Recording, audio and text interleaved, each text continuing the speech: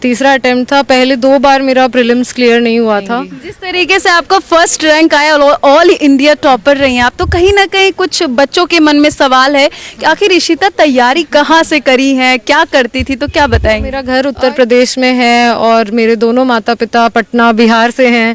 तो बहुत अच्छा लगता है जब इतने लोग मुझसे कनेक्ट करना चाहते हैं। कभी मुझे बिहार की बेटी, कभी उत्तर प्रदेश की बेटी, तो दोनों ही मुझे बहुत गर्व महसूस होता है कि मैं इन स्टेट्स से जुड़ी हुई हूँ। बिहारियों में वो बात है, वो एक जज्बा रहता है कि हमें भी कुछ करना है और एक वो कॉन्फिडेंस रहता है बिहारियों में, मैंने ये देखा है।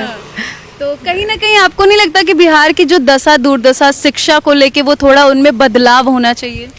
बिल्कुल, एक इम्प्रूवमेंट का स्कोप हर जगह रहता है एंड बिहार में ऐसे अच्छे स्कूल्स, अच्छे कॉलेजेस और बढ़ें, यही मेरी उम्मीद रहेगी। तो मैं सभी माता पिताओं से यही कहना चाहूँगी कि अपनी बेटियों में भरोसा रखें, बेटियों पे इन्वेस्ट करें और बेटियों को भी सपना देखने का मौका दें।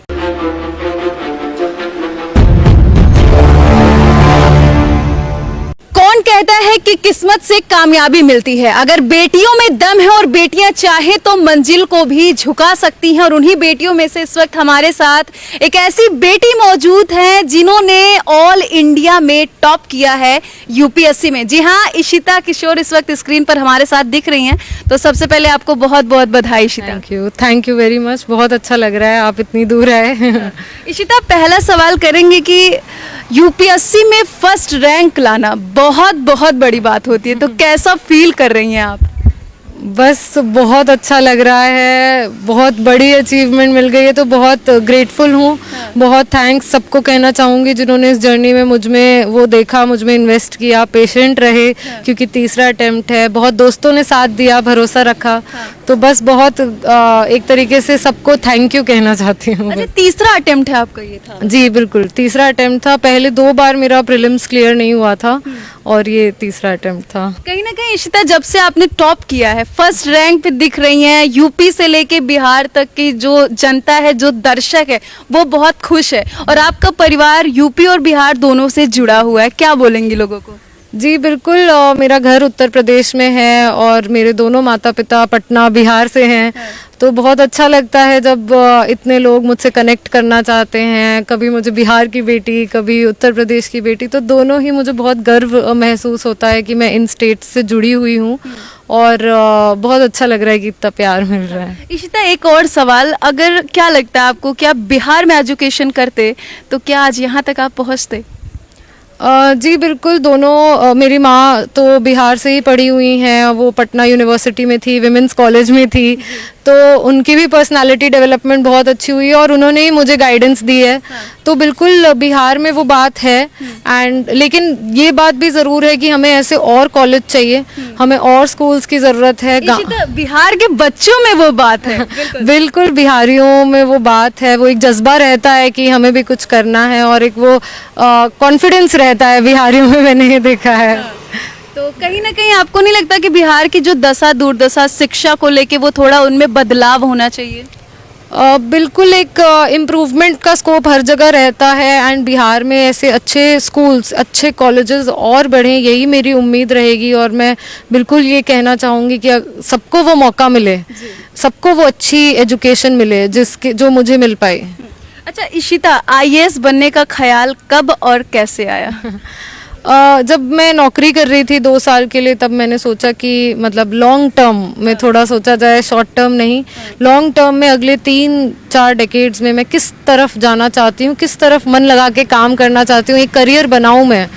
तो तब मुझे लगा कि पब्लिक सर्विस एक ऐसा प्लेटफॉर्म है जहाँ मैं बहुत लोगों तक पहुँच सकती हूँ। मुझे वो अवसर मिलेगा कि मैं बहुत लोगों की मदद कर पाऊँ, बहुत लोगों की ज़िंदगी थोड़ी सी आसान कर पाऊँ। तो इसलिए मुझे लगा कि ये मेरे लिए सही प्लेटफॉर्म रहेगा। कहीं ना कहीं सुनने में आया भी था कि आपके पिता सेना में थे और अभी वो हमारे बीच नहीं हैं। ये बेहद ही दुखद है क्योंकि इशिता ने इतनी बड़ी उपलब्धि हासिल की, तो आज शायद आपके पिता होते तो बात ही कुछ और होती। जी बिल्कुल, होते तो बहुत ही अलग बात होती और सेलिब्रेशन में और मज़ा आता। लेकिन उनका जो वायुसेना में जितने साल थे और उनकी वजह से जो मैं एक माहौल में बड़ी हो पाई, उनकी वजह से, उनकी प्रोफेशन की वजह से जितने मुझे गाइडेंस मिल पाई, जितने लोगों को मैंने देखा, तो वो बचपन से ही एक माहौल बन गया था सर्विस का, सेवा का।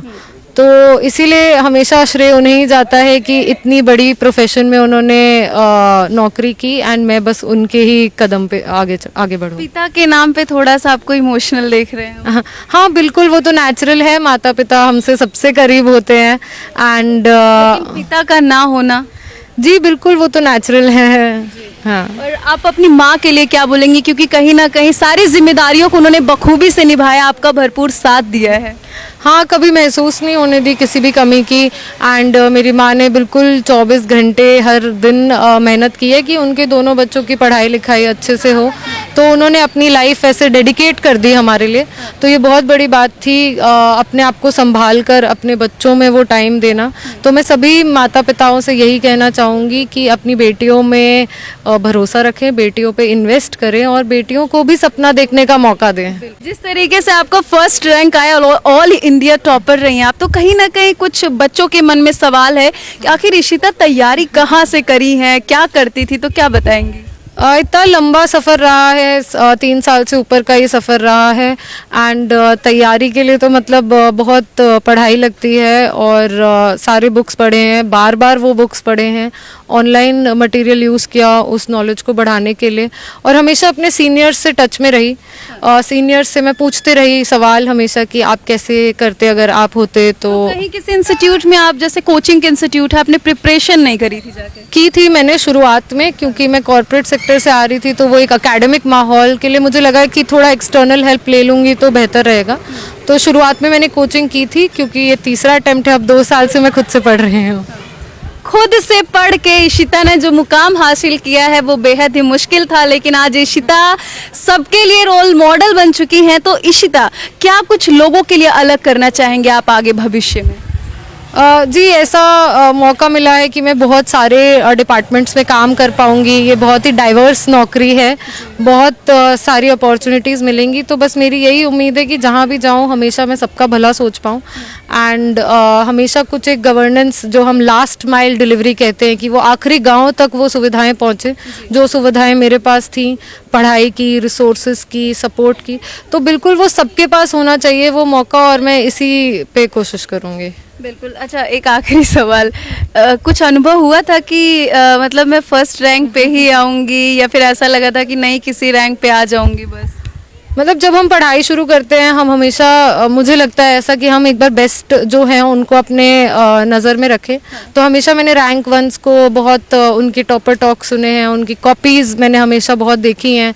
तो वो एक एम्बिशन हमेशा था कि हाँ, इतना अच्छा मैं भी बन पाऊँ और अपने आप को इम्प्रूव करूँ। लेकिन एग्ज़ाम ऐसा है कि अनसर्टेनिटी तो लास्ट डे तक रहती है कि हम लिस्ट में आएंगे या कौन सी सर्विस मिलेगी, बट लिस्ट पे टॉप पे रहना मुझे बहुत खुशी हुई। बहुत खुशी हुई है ना? जी जी जी। तो जाते जाते क्या कुछ दर्शकों को कहना चाहेंगे आप? मैं बस यही कहना चाहूँगी कि आपको अगर लगता है कि आपका कोई सपना है या कुछ ऐसा है जिसमें जिसमें बहुत मन है आपका, तो ज़रूर उसमें मेहनत और लगन से उस दिशा में जाएं, और बिल्कुल ऑनेस्टी के साथ रहें, क्योंकि अगर आप ऑनेस्ट रहेंगे जर्नी में, तो जर्नी भी आपके साथ ऑनेस्ट रहेगी। तो बहुत बहुत धन्यवाद इशिता, और हमारी शुभकामनाएं आपके साथ हैं। शुक्रिया, thank you so much. Ishita को लेकर क्या कुछ कहना चाहेंगे, और आप यूपी और बिहार की बेटी के इस उपलब्धि पर क्या कुछ कहना चाहेंगे, कमेंट सेक्शन में जाकर के जरूर बताइएगा। आगे आपको ऐसी ही जानकारी देते रहेंगे। जय हिंद।